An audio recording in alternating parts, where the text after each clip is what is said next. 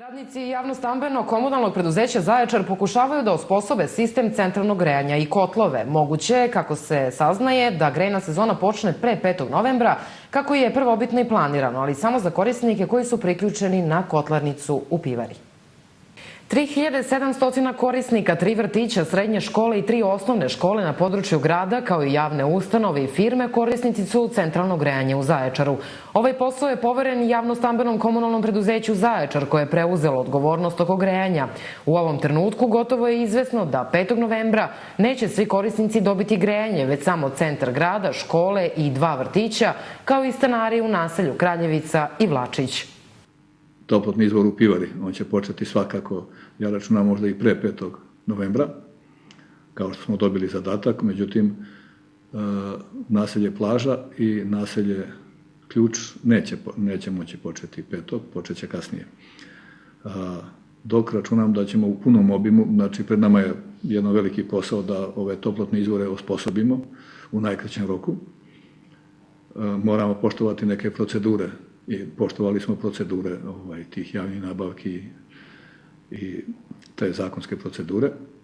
I u planu nam je, osim ove kotlarnice toplotnog izvora u Pivari, da u naselju Ključ montiramo nove kotlove na tečna goriva, da u naselju Plaža montiramo jednu kontejnersku energanu na gas kao najbolje rješenje, najbrže rješenje, i da do kraja ove godine, znači kada ovo sve završimo i remont jedan na kotlu u Pivari, da ugradimo i nove kotlove u naselju Kraljevica. Tako da ćemo rasteretiti ovaj kotao u Pivari, da greje kao što je nekad grejao, znači grad pa do Vlačića, i mislim da ćemo imati baš punu ovako pogonsku spremnost i kvalitetnu.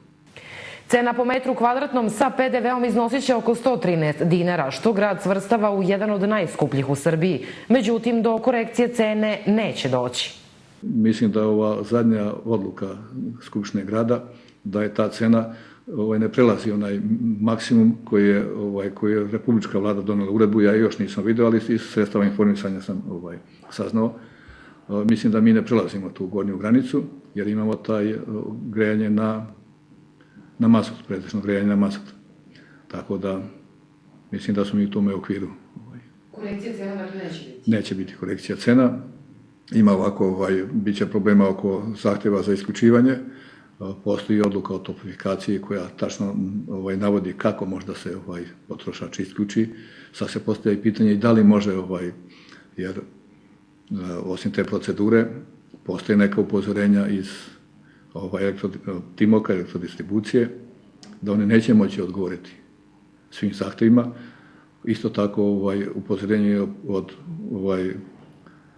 Centra za vanredne situacije u policiji, odnosno u policijskoj upravi Zaječar, na opasnost od požara.